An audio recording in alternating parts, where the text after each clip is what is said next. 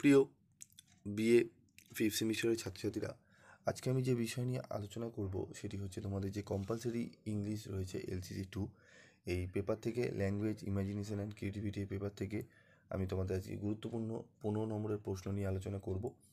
তো তোমাদের পোয়েট্রি থেকে 2টি 15 নম্বরের প্রশ্ন অ্যাটেন্ড করতে হয়, 3টি 15 নম্বরের প্রশ্ন দেওয়া থাকে।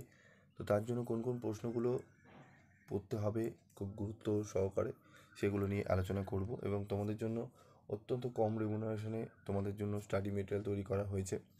একদম কম রেমুনারেশনে তোমরা কিন্তু পেয়ে যাবে আদর্শ কোয়ালিটির উত্তর সহ নোটস, যে নোটসগুলো পড়লে তোমরা 100% কোশ্চেন কমন তো পাবেই, এবং লিখলে তোমরা কিন্তু খুব ভালো রেজাল্ট করতে পারবে।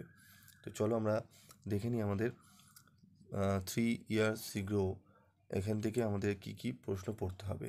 তো give a substance of the poem, এই পোয়েমের সাবস্টেন্সটা পড়তে হবে, কবিতার সারাংশ। তারপর পড়তে হবে আমাদের ওয়ার্ডসওয়ার্থের 3 years ago in sun and shower কবিতায় কীভাবে সাধারণ মানুষের ভাষা ব্যবহার করেছেন।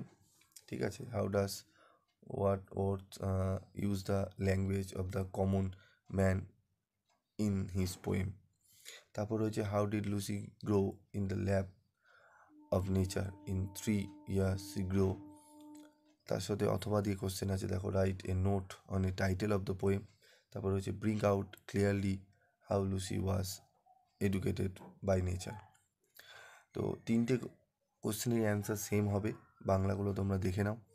এখান থেকে তোমরা যদি এই 3টে প্রশ্ন খুব ভালো করে দেখে যাও, এই 3টি প্রশ্ন থেকেই কিন্তু গুরুত্বপূর্ণ প্রশ্ন, এই 3টি পড়ে গেলে তোমরা এখান থেকে একটি প্রশ্ন কিন্তু কমন পেয়ে যাবে। ঠিক আছে, তো এই 3টে খুব ভালো করে পড়ো, ব্রেক ব্রেক ব্রেক এবং 3 years ago, এই দুটি পোয়েট্রি খুব মনোযোগ সহকারে তোমাদের কিন্তু পড়তে হবে, জোর দিতে হবে।